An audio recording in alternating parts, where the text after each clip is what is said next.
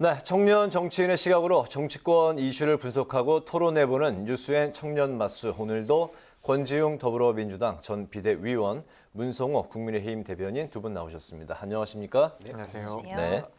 오늘 그 정기국회 마지막 날인데 여야 간의 예산안을 두고 이제 마지막까지 협상을 벌였지만 끝내 예산안 처리는 정기국회 내에 처리가 무산이 됐습니다. 그 여야 모두에게 이제 책임이 있다고밖에 이제 볼 수 없는데 먼저 그 자당의 책임을 먼저 그 스스로 이야기를 하고 그리고 상대방의 또 잘못도 한번 그 언급을 하는 요 순서대로 이야기를 진행을 한번 해볼까요? 예. 일단은 사실은 이제 법정 시한을 넘길 뿐만 아니라 정기국회까지도 이제 이 예산안을 합의를 못한 거니까 야당으로서 일단 책임이 있다고 생각하고요. 네. 근데 사실은 좀 아쉬운 지점은 그러니까 문재인 정부 때 보통 그 국회에서 예산을 삭감한 규모가 한 5조 1천억 정도 됐습니다. 네. 근데 이번의 경우에는 사실 그 규모보다 더 적게 국회가 감액권을 쓰고 있어요. 그런데도 불구하고 윤석열 대통령의 정부가 사실 그것들 잘 안 받아주게 되면서 지금까지 이렇게 협의가 안 된 부분이 있고 또 하나 더는 사실은 연결하면 안 될 것을 연결시켰는데 이상민 장관 해임 건은 12구 사태에 대한 어떤 책임을 묻는 조치이지 않습니까? 이것을 예산안과 연결시켜서 사실 협의를 좀 지연시킨 면이 또 여당의 책임이 있다고 생각합니다. 그래서 지금이라도 좀 논의를 해야 제가 알고 있기로는 예산안이 합의되어도 시트 작업이라고 개수를 정리하는 데만 네. 기재부 공무원들이 다수 달라붙어서 12시간 정도가 걸린다고 해요. 네. 그러면 일단 임시회를 지금 예정하고 있어서 일요일 날 열리는 임시회 때라도 통과되게 되려면 오늘 저녁쯤엔 좀 정리가 돼야 되는 거예요. 임시는 그 내일부터 열리는 거죠. 네. 네. 근데 일단은 그 지금 민주당 입장에서는 해임 건의안을 일단은 본회의에 보고했고 네. 일요일 날 오후 2시에 열리는 본회의에서 이제 해임 건의안을 의결하겠다는 계획이거든요. 근데 네. 그때 예산안을 같이 통과시키는 게 좋겠죠. 네. 네. 역시 뭐 시한을 넘긴 만큼 여당으로서 당연히 책임을 인정해야 된다고 생각하고요.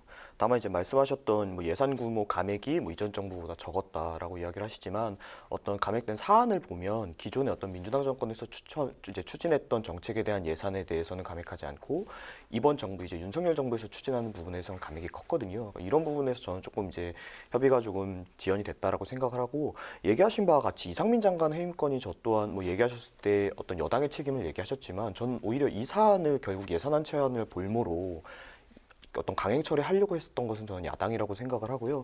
실제로 이 국정조사에서 결국 우리 여당이 합의를 한 거 아닙니까? 양보를 한 것이 아닙니까? 그래서 이 이상민 장관이 해임되어야 할 만한 책임이 있는지 없는지에 대해서 민주당에서 많이 원했던 방식으로 저희가 조사를 하게 될 텐데 이 조사조차 하기 전에 해임을 해야 한다라고 저는 결국에는 좀 무리한 이야기를 하시는 거기 때문에 이 부분에 대해서는 좀 민주당의 책임감을 느껴주셨으면 좋겠습니다. 알겠습니다. 말씀하신 대로 이제 내일부터 임시국회는 이제 또 문을 열고 시작이 됩니다. 주말 동안에도 여야가 이제 협상 카드를 이제 주면서 또 협상을 치열하게 또 이제 벌이게 될 텐데 조금씩 그 한 걸음씩 좀 물러나는 그런 양보하는 그런 카드를 또 제시를 해야 이 협상이 이루어지지 않을까 예상을 해봅니다. 예산안 처리를 두고 여야는 또 어떤 카드를 준비하고 있는지 좀 이번에 들어볼까요? 일단 뭐 협상 전략이 어떤지 아주 자세한 내용까지는 제가 알고 있지 못합니다. 네. 근데 사실은 저는 민주당이 지금 주장하고 있는 게 꽤 합리적이라고 생각되는데요. 지금 한국 사회는 양극화가 엄청 심화되었어요. 그래서 최근에 나온 보도를 보더라도 자산 하위 20% 계층과 자산 상위 20% 계층의 자산 배율이 64배 정도로 그러니까 역대 최대인 상태입니다. 근데 이런 상태에서 예를 들면 세금을 덜 걷겠다라고 하는 건 이 상황을 되려 방치하거나 더 악화시키는 조치예요. 그래서 그 부분이 지금 예산안에서 충돌하고 있는 부분이고 윤석열 대통령은 약자와의 동행이라는 구호를 내세웠지만 이번 예산안에 정작 공공임대주택 예산을 5조 7천억을 삭감한 채로 가져왔습니다. 근데 아시다시피 올해 이제 기후 관련해서 비가 많이 내렸고 지하방에 살고 있는 일가족이 돌아가신 일도 있었어요. 근데 이런 문제를 해결하려고 하면 공공임대주택 재고가 늘어야 됩니다. 근데 이제 뭐 물론 청년들에게 분양주택이 필요한 것도 맞아서 그것을 추진하는 것 자체를 막는 건 아니지만 분양주택만 하고 공공임대주택은 줄여도 좋다? 이렇게 주장할 수는 없는 것이죠. 그래서 저는 윤석열 대통령이 사실은 야당의 주장에서도 좀 받아들일 건 받아들여 주신다고 하면 어느 정도 협의가 잘 되지 않을까 싶습니다. 네. 그 박홍근 원내대표가 이제 오늘 안 되면 11일 그러니까 모레 오후 전까지는 합의하도록 하겠다. 뭐 이런 이제 언급을 했는데 그 말씀하신 게 이제 뭐 부자 감세에 대한 네. 그 부분이 또 이제 그 해결의 실마리 부분이 될 것 같고 네. 그 부분에 대해서는 그 어떻게 결국 어떤 이제 판단을 말씀하신 부분도 중요한 부분인데 결국 우리가 모든 것을 이룰 수는 없지 않습니까? 지금 또 굉장한 경제 위기가 닥쳐오고 있고 이미 닥쳤다라고 저는 판단을 하고 있고요. 이런 지금 안 좋은 경제 위기 징후들이 나타나고 있는 과정에서 결국 이걸 해결하는 하나의 이제 방법으로 감세 정책이 나온 것인데 결국 우리가 지금 말씀하신 바와 같은 어떤 양극화 해결 중요한 문제죠. 하지만 전체적인 경제 상황이 나빠진다면 이런 어떤 양극화 해소 이전에 결국 가장 먼저 힘든 것은 서민층이거든요. 경제가 나빠지면. 네. 그러니까 이런 부분도 좀 민주당에서 좀 감안을 해주셔서 물론 우리가 양극화도 해결을 하고 동시에 경제 위기도 해결할 수 있다면 너무 좋겠지만 결국 이제 정권이라는 것은 하나를 선택해야 되는 순간이 있기 때문에 이런 부분인 것을 좀 감안해서 조금 이렇게 좀 널린 자세로 이렇게 좀 함께 협상을 해주시고 협치를 해주시면 좋겠습니다. 네. 네, 이렇게 예산안에 대해서 좀 대립하고 있는 모습인데요. 사실 이상민 장관 해임안에 대해서도 정말 많은 대치를 하고 있습니다. 당초 민주당은 국정조사 전 파면을 요구를 했고 또 그렇게 하면서 해임안을 건의를 했고요. 또 국정조사 뒤에는 윤 대통령이 해임안을 거부하면 탄핵소추안으로 가겠다라고 밝힌 입장인데요. 어제 본회의에서 이상민 행정안전부 장관이 사실상 이제 상정이 되면서 이제 72시간 이내 표결 진행이 안 되면 이제 이게 표결 진행이 안 돼 자동 폐기가 되게 생겼습니다. 네, 그러다 보니 당장 이상민 장관 파면의 성과도 못 거두고 또 예산안과 국정조사까지 꼬여버렸다 이런 얘기가 있는데 결과적으로 민주당이 실익 없이 이제 협상 카드만 잃어버렸다라는 말이 있는데 이 부분은 어떻게 보고 계신가요? 앞서 말씀드린 바와 같이 민주당이 좀 무리를 했다라고 생각을 합니다. 이 주제에 대해서 제 생각을 많이 밝혔지만 네. 이런 어떤 대형 사고가 일어났을 때 책임자의 위치에 있는 분께서 스스로 사퇴를 하시는 경우가 많죠. 저도 그게 어떤 정치적으로 어떤 국민분들을 위로하기 위한 좋은 한 가지 방안이라고 생각은 하지만 일단 어쨌든 하지 않은 거지 않습니까? 근데 이것이 또 해임과 파면, 탄핵 이런 것이 나오기에는 이 사람이 실질적으로 자신이 가지고 있는 권한과 의무화에서 어떤 잘못을 저질렀는가를 밝히고 나서 진행이 돼야 된다고 생각을 합니다. 어떤 사안이 발생했기 때문에 이 사안에 대해서 얼마나 책임이 있는지 우리가 알 수는 없지만 당신이 그만둬야 된다. 해임돼야 된다. 파면돼야 된다. 이런 것은 조금 또 다른 이야기라고 저는 생각하거든요. 그러니까 저도 이상민 장관께서 스스로 이제 좀 좋은 모습으로 물러나셨으면 좋았다고 생각은 하지만 그렇게 되지 않은 상황에서 결국 이것이 결국 해임이나 파면까지 이야기가 나온다는 것은 뭐가 좀 더 밝혀진 다음이라고 저는 생각을 해서 이런 부분에 대해서 민주당이 너무 무리하고 있는 것을 좀 그만하셨으면 좀 좋겠다 말씀드리겠습니다. 저는 이 부분에 있어서는 이제 의견이 다른데 전 지금 정부가 너무 뻔뻔한 것 같아요. 일단은 충분히 막을 수 있는 사고였지 않습니까? 근데 막지 못했어요. 심지어 11명이나 전화를 해서 이 문제 제발 해결해 달라고 했는데 그것을 하지 못했죠. 그래서 대비하지도 못했고 대응하지도 못했어요. 그래서 길을 걷다가 158명이 죽었습니다. 근데 여기에 사실 수습이라도 좀 잘했어야 되는데 되려 유가족분들은 이렇게 말하고 있어요. 이상민 장관 빨리 내려가라. 그리고 제대로 된 사람으로 이것을 수습해야 된다. 그리고 이상민 장관이 되려 수습을 막고 있다라고까지 이야기하는 형국이에요. 근데 윤석열 대통령은 이 국민들의 절규가 안 들리나 봐요. 아는 동생 지키겠다고 이 요구들을 아주 아무것도 아닌 마냥 치부하고 있어요. 어떤 국민이 지금 정부가 잘하고 있다고 생각할까요? 심지어 여당에 이제 고문으로 계신 분들도 이거 왜 이상민 장관 계속 쥐고 있는지 모르겠다라고 하는 판인데 그래서 너무 뻔뻔한 모습에 진짜 할 말을 잃게 되는 것 같습니다. 네, 네, 알겠습니다. 이제 화물연대 이제 파업 이야기로 이제 그 화제를 좀 넘겨볼까 하는데 화물연대가 오늘 그 파업 중단을 결정을 했습니다. 조금 전에 그 주간 리서치에서 이 부분에 대한 국민들의 생각을 자세히 저희가 이제 풀어서 말씀을 드렸었는데 문제가 파업 중단을 했다고 풀린 게 이제 전혀 아닌 상황이고 제2라운드로 이제 넘어간 상황입니다. 정부 여당이 3년 연장 제한은 무효라고 이제 밝힌 상황에서 민주당이 오늘 3년 연장안을 단독으로 또 처리를 했습니다.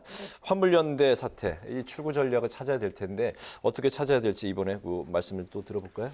저는 이번에도 좀 경악스러웠는데 사실 이 화물연대 2차 파업이 발생하게 된 거는 국토부랑 화물연대가 1차 파업이 있었을 때 합의했던 합의안이 6월 14일 날 있었어요. 네. 그러니까 그것이 이제 안전운임제 연장 그리고 품목 확대를 논의한다라고 국토부 장관이 도장을 찍어준 겁니다. 근데 그걸 하나도 이행하지 않았어요. 그리고 3년 연장을 안전운임제 3년 연장을 하겠다라고 말했지만 실질적 조치를 안 하다가 11월에야 통보하듯이 일단은 3년은 연장해 줄게 이렇게 된 거예요. 그러니까 화물연대 입장에서는 안 그래도 사실은 화물차 기사들이 너무 쉬지 못해서 승용차 사고의 거의 2배 정도 화물기사의 사고가 발생하고 네. 있거든요. 그래서 이 문제를 좀 해결해 달라고 했는데 전혀 개의치 않으니까 파업을 했던 것이죠. 근데 이 파업이 발생했던 건 사실은 정부가 아주 불성실하게 협의했기 때문도 있는데 그걸 망각한 채 조정하기는커녕 갑자기 이걸 심판하는 주체로 등장을 한 겁니다. 그러니까 이번 파업이 있었을 때 가까운 비슷한 예로는 지하철 노조 파업이 있었어요. 서울 지하철 노조. 네. 근데 파업 하루 만에 이게 파업이 종결됐어요. 왜 그랬냐면 구조조정 계획이 있어서 노조가 파업을 한 거였거든요. 근데 그 구조조정 계획을 철회하겠다고 오세훈 시장이 밝히면서 하루 만에 타결된 것입니다. 그런 식으로 중재해야 될 역할을 해야 될 정부가 되려 막 노조를 엄청 몰아세우고 업무 개시 명령을 한 번도 이행된 적 없었는데 그것을 발동시키고 이렇게 했던 거죠. 그래서 일단은 도로의 안전이 하나도 나아진 게 없고 두 번째로는 사실 노동자들은 물론 이제 화물연대 기사들은 노동자는 아닙니다만 사실상 노동자의 지위에 있어요. 근데 이분들의 사실은 파업할 권리, 헌법이 보장하는 파업할 권리가 되려 위축되었다. 그래서 두 가지 측면에서 저는 이번에 아주 안 좋은 선례가 남았다 싶습니다. 네. 저는 이제 말씀하신 거에 동의하기가 조금 어려운 게 실제로 지금 얘기하셨던 어떤 안전 문제, 근데 이 안전운임제가 실제 실행되고 조사를 해보니까 오히려 사고가 더 늘었습니다. 오히려 줄었어야 되는데 당시의 취지대로라면 결국 이 정책이 실효성이 없다는 것이 지금 이제 데이터상으로는 나와 있는 상황이고요.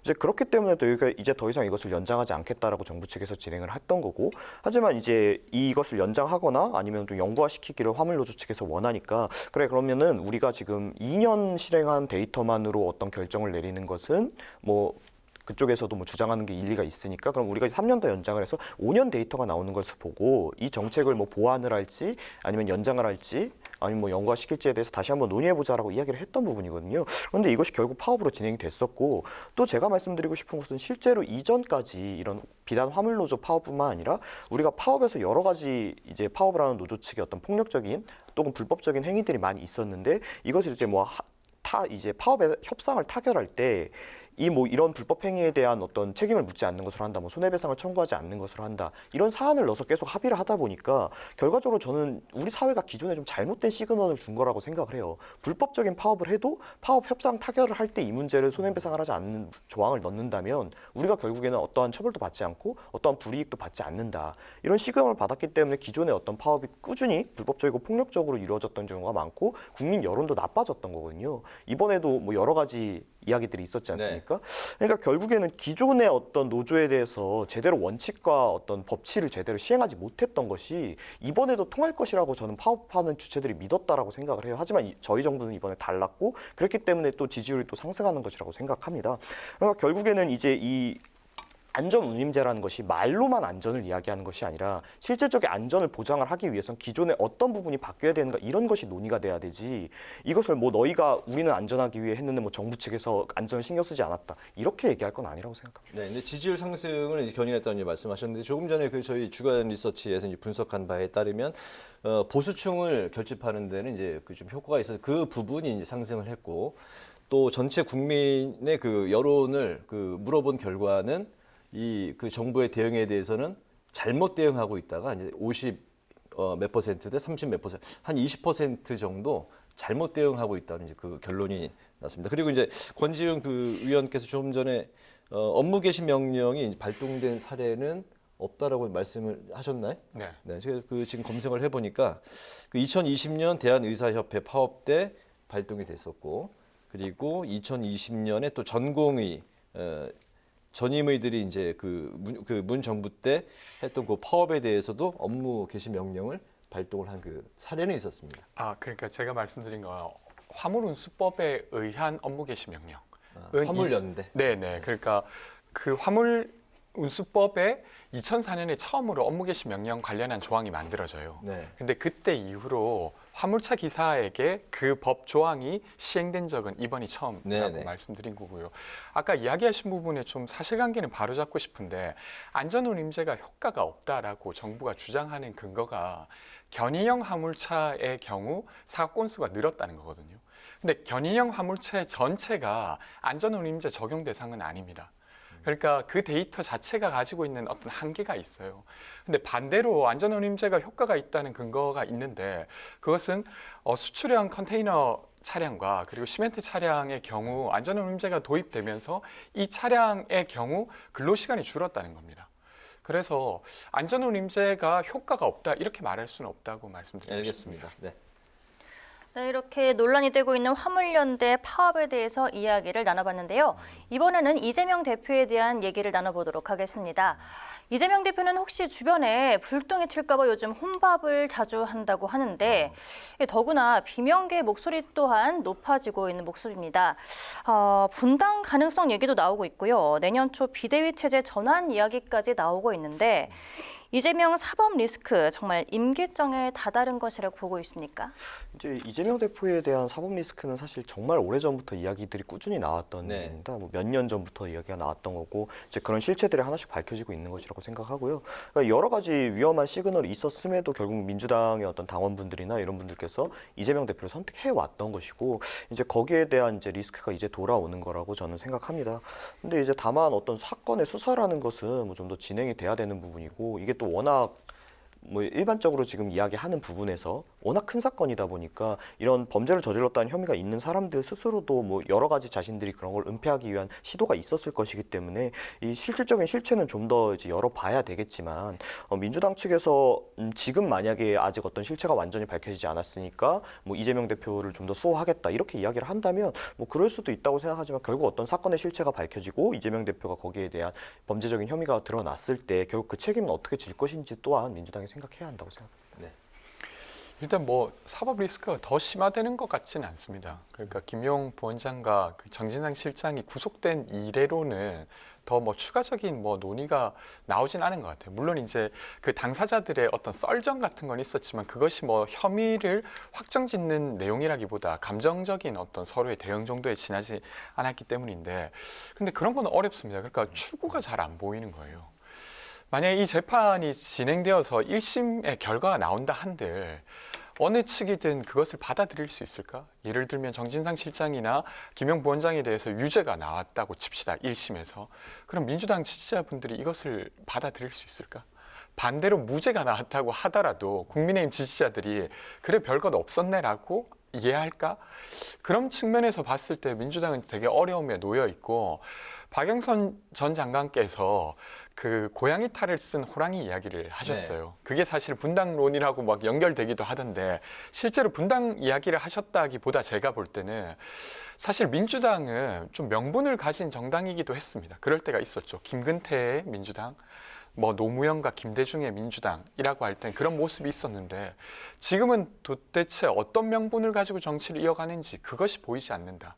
그래서 고양이 탈을 쓴 호랑이가 아니라 기백 넘치는 호랑이의 모습이어야 되는데 거기에 대한 우려는 다들 좀 가지고 있는 것 같습니다. 네. 이원욱 의원의 이제 임계점 그 멘트가 나와서 더 이렇게 네, 임계점 네. 이야기는 좀 많이 나오는 것 같습니다. 그 민주당의 그 추후 상황은 또 계속 예의주시해야 네. 될 것 같고요.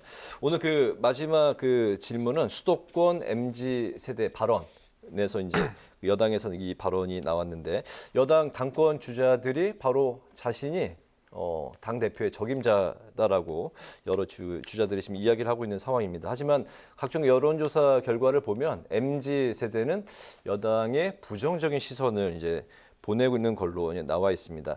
그렇다면 MZ 세대는 지금 야당에 또 마음을 두고 있느냐? 그것도 이제 물음표입니다. MZ 세대의 그 마음을 얻기 위해서는 여야 각자 어떻게 임해야 될지 청년 정치인들이 바로 그 세대 아니겠습니까? 예, 어떻게 생각하시는지 마지막으로 좀 들어볼까요? 일단은 그러니까 사실 지난 대선 때 좀 화두가 되었던 게 공정과 상식 뭐 이런 거였지 네. 않습니까? 그것이 회복되길 바라는 마음은 뭐 MZ 세대뿐만 아니라 전체 국민들에게 있지만 특히 청년들은 그 지점을 주목해서 보고 있는 것 같아요. 근데 현 정부에서는 기대가 있었는데 그게 좀 잘 안 된 것 같긴 합니다. 예를 들면 최근으로 치면 12구 참사가 있었을 때 이상민 장관을 대하는 모습이라든지 아니면 MBC 그 전용기 배제를 보면서 뭔가 상식적이지 않은 것 같은데 이렇게 되면서 이제 지지를 철회하고 있는 것 같고요. 그렇다고 해서 민주당도 뭐 지금 어떤 비전이 보이진 않죠. 물론 노력하고 있는 게 있습니다만 되려 이재명 대표 측근들의 사법 리스크와 관련된 것에 덮여버려서 안 드러나는데 여튼 뭐 저는 조금 다른 측면이긴 합니다만 좀 생활적인 이슈에 대해서 비전을 보여주면 좋겠다 싶어요. 저는 뭐 세입자의 문제에 되게 관심이 많은데 지금 집값이 떨어진다 하더라도 그걸 또 사기가 또 쉽지가 않아요. 일단 금액 자체가 높고 그렇죠. 떨어질 네. 수 있으니까. 그러면 세입자로 살아가는 동안이라도 좀 존엄할 수 있어야 되는데 그것도 뭐 길이 잘 안 보이는 것 같고 혹은 아니면 정규직 노동자가 아닌 상태에서도 내가 어떤 비정규직으로 있더라도 뭔가 좀 침해받지 않게 어떻게 할 거냐 이런 것과 관련돼서 좀 정부나 혹은 아니면 정치권이 비전을 낸다고 하면 저는 좀 귀가 솔깃하지 않을까. 그래서 그런 이슈에 대해서 좀 집착하는 정치의 모습이 필요하지 않을까 싶습니다. MZ 세대의 피부로 와닿는 그런 정책들 네. 알겠습니다. 우선 MZ세대라는 표현 자체를 잘 쓰지 않아서 2030 세대라고 표현을 하면 저희 이제 국민의힘 같은 경우에 이제 보수 정당이 2030의 지지를 받아본 적이 사실 거의 없는 정당입니다. 그러니까 이번 대선 그리고 조금 더 멀리 이야기하면 이제 오세훈 시장 보궐선거 때부터 이제 받기 시작했던 건데 그 당시에 이제 기존의 민주당을 원래 지지하는 정서가 있었던 2030들이 민주당에 실망을 하고 그렇지만 실망은 했지만 우리 쪽에서도 뭔가 대단한 비전을 보여주지 않았기 때문에 그 지지가 넘어오지 않고 있다가 결국 이제 어떤 뭐 여성가족부 폐지나 이런 기존에 없었던 새로운 담론들이 이 젊은 층들이 요구하는 것을 하겠다라는 공약들이 나오면서 확 넘어왔던 거거든요. 네. 근데 실제 지금 정권을 출범하고 나서 뭐 전혀 그런 것이 제대로 시행되지 않고 있고 뭐 여가부 폐지 문제만 해도 뭐 어떤 여당에서 반대하고 있기 때문에 어렵다. 하지만 뭐 저희가 실제로 보면 어떤 시행령 등을 이용해서 다른 사안에 있어서는 굉장히 적극적으로 대처를 하면서 이 문제에 대해서는 오히려 그냥 민기적거리거나 아니면 뭐 이름을 바꾸는 식으로 눈속임을 하는 것처럼 보이거나 이런 식의 저는 좀 실망을 했다라고 생각을 합니다.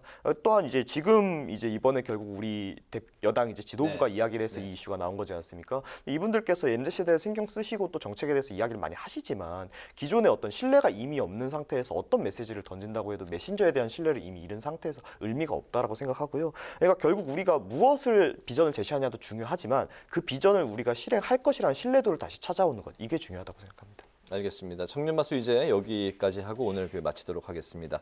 지금까지 권지웅 더불어민주당 전 비대위원, 문성호 국민의힘 대변인과 함께 예산안 처리 무산부터 화물연대 파업 사태 출구 전략까지 정기국회 마지막 날 이슈들에 대한 이야기를 나눠봤습니다. 오늘 말씀 잘 들었습니다. 감사합니다. 고맙습니다.